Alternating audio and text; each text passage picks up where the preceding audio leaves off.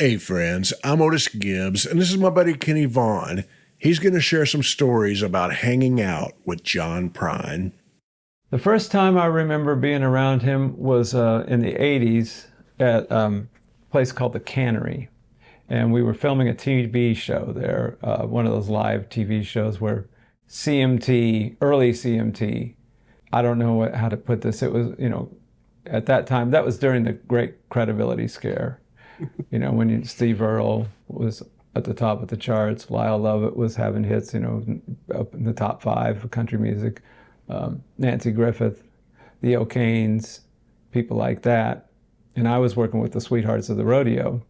We were doing a TV show down at the Cannery. I don't remember what it was, but it was the kind of thing where you play, like a half-hour set, and they taped John Prine the same day we did.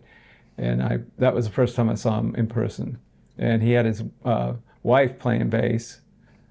Can't remember who else was playing with him that day, but it was, maybe a 5-piece band, I think. It was kind of the tail end of that part of his career where he had a band like that, and then he scaled back and went back to playing more quiet, more like folky, which I think really fit his sound a lot better, And eventually he did hire drummers again. And I know Paul Griffith played with him for a while. And Dave Jakes played bass for him for 25 years. The last 25 years. And we were on the last show he ever played. Really? Yeah, well, it was New Year's Eve at the Opry House, and we opened for him. What do you remember about that show? Him dancing off the stage. To Lake Murray? Yeah. And the audience singing along. And he started one end of the stage and did this little dance and danced all across the stage and out the back, That's what I remember the most. And I also remember, I think it might have been Lucas Nelson. I could be wrong. I think it was Lucas got up and did something with him. I don't think I ever played with him, no.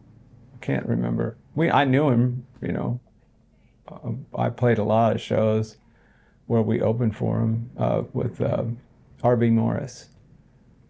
Sometimes it was just me and R.B. as a duo. Sometimes it was me and R.B. And one time, I know we borrowed Dave Jakes because he was our bass player normally. We had a band for like 15 years with the same 5 guys, R.B. Morris band. And Dave was the bass player in that band, and Paul Griffith played drums. And we went to the bar afterwards, of course. John was great at the bar. That's when I first met him, actually. Now I remember. It was in 1987 when I came to town. I used to hang out at the Bluebird. Back in those days, the Bluebird would bring in national acts all the time. And so you'd see all kinds of music there. I remember one night I was it's like a weeknight, and I had the Nashville scene, no, not the Tennessean. Now, on Sundays, the Tennessean had this fold-out magazine kind of thing that had every club in Nashville listed, and every single day, for that week, all the shows that week were listed, and you look at the Bluebird Cafe, Monday so and so, Tuesday so and so. I looked and it said Joe Clay. I was like, Joe Clay. He had a single called "Don't Mess with My Ducktail." It was a rockabilly hit.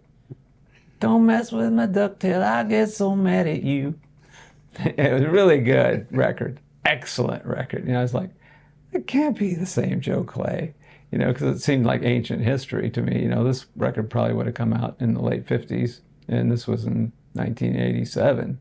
That was 30 years ago, And I was like, so I was sitting at my house, about 7:30, and I thought, I'm going over there, And Amy, the lady that ran the Bluebird, I was over there so much that she just let me come in the back door, and I didn't have to pay. So I thought, well, I got nothing to lose. So I drove over there.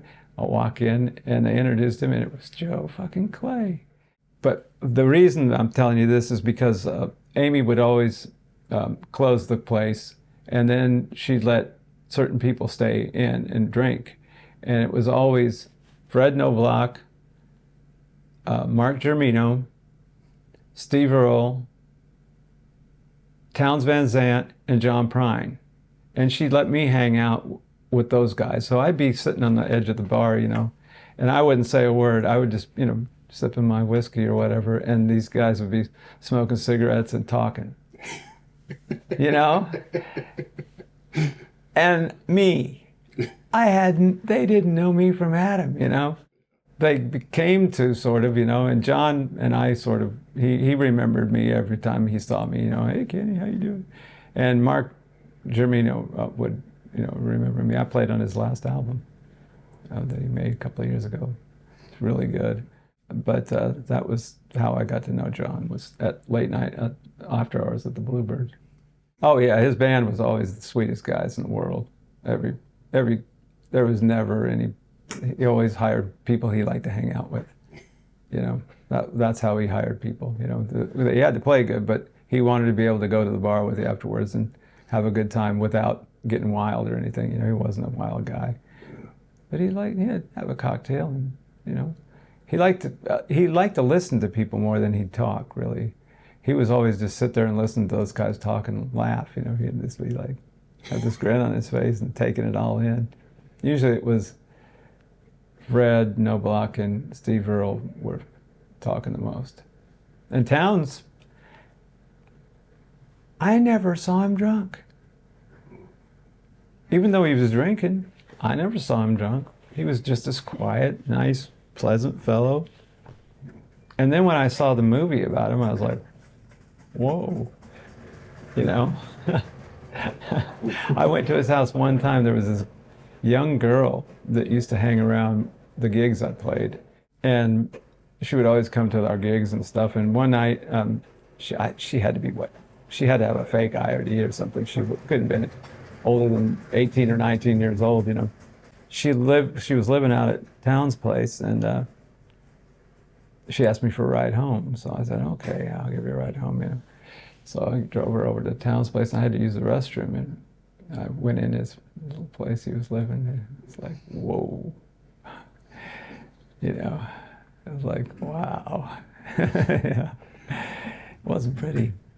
I don't remember him ever being anything but kind, you know, and a smile on his face, and it seemed like he just was enjoying every moment of life, you know. One time, he said to Marty Stewart, you know, Marty, I got this thing figured out. If I need a new refrigerator, I drive to Kansas City and play a show. And I was like, I heard him say that, and I was like, that's great. Yeah, that's really good. That's the life in a nutshell. Yeah.